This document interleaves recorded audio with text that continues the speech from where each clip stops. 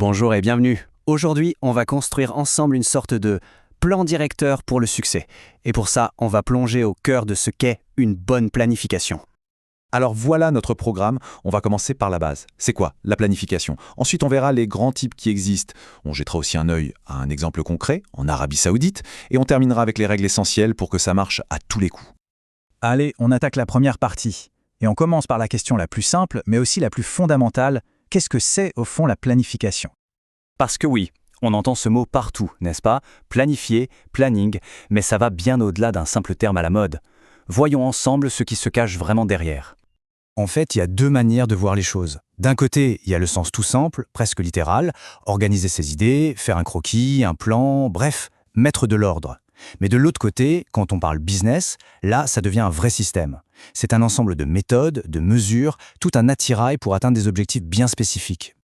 Et pourquoi est-ce si important de bien planifier? Eh bien, les bénéfices sont énormes. On gagne du temps, on simplifie le travail, on évite un tas d'erreurs. En gros, on passe du chaos à un certain contrôle. Ça permet d'être proactif, d'anticiper les coups durs, au lieu de juste les subir. C'est ça la vraie force de la planification. Prendre en main l'avenir. Bien, maintenant qu'on sait ce que c'est et pourquoi c'est crucial, passons aux choses sérieuses. Il n'y a pas une seule façon de planifier. Pensez-y comme à une boîte à outils. Pour chaque objectif, il y a l'outil adapté. On va voir ensemble les principaux. Voilà les 4 grands types de planification. On peut les imaginer comme une pyramide ou des poupées russes. Tout en haut, on a le stratégique, la vision globale, et puis on descend niveau par niveau jusqu'à l'opérationnel, c'est-à-dire les tâches du quotidien. Alors, le premier, le stratégique, c'est le niveau le plus élevé. On parle ici de la vision à long terme. C'est le « où veut-on être dans 5 ou 10 ans ?» C'est la grande boussole qui donne la direction générale à toute l'organisation. Juste en dessous, on a l'organisationnel. Une fois qu'on a la direction, il faut bien structurer la machine. Qui fait quoi? Quelles sont les règles du jeu? C'est un peu le squelette de l'entreprise, ce qui permet à tout le monde de travailler ensemble de manière cohérente pour atteindre les objectifs stratégiques. Puis vient le tactique. Là, on zoome un peu.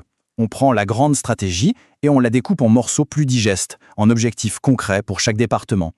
Si la stratégie, c'est conquérir la montagne, la tactique, c'est comment l'équipe A va atteindre le premier camp de base.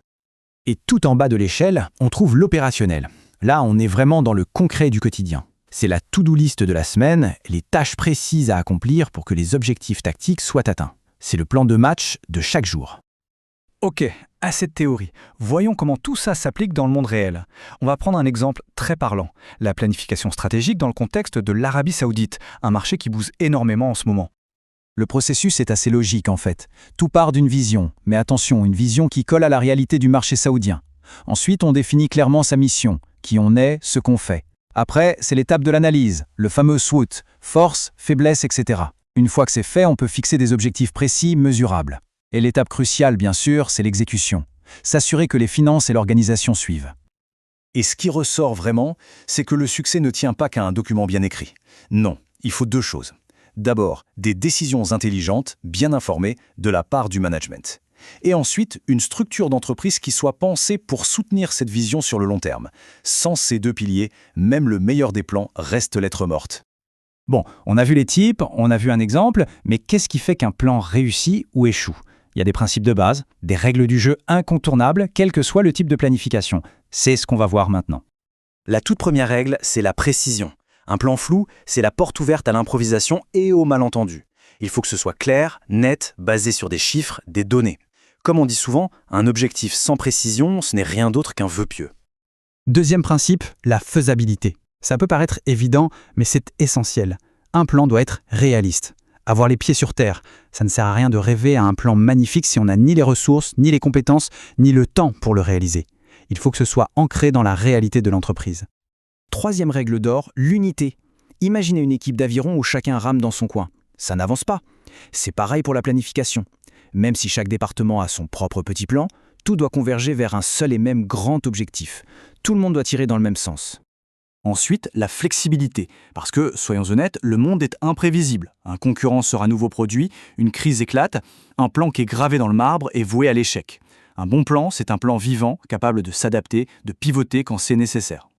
Et pour finir, le ciment qui lie tout ça, l'engagement. On peut avoir le plan le plus brillant du monde, s'il n'y a personne pour y croire et se donner à fond pour le mettre en œuvre, il restera dans un tiroir. C'est l'engagement des équipes qui transforme le plan en réalité, c'est vraiment le moteur de tout. Voilà, on a fait le tour de ces 5 piliers. Précision, faisabilité, unité, flexibilité et engagement. La question qu'on peut se poser, c'est, parmi ces principes, lequel est le plus souvent négligé? Lequel pourrait faire toute la différence pour construire un projet solide, que ce soit au niveau personnel ou professionnel? C'est une bonne réflexion à avoir, car la réponse, elle pourrait bien être la clé du succès futur.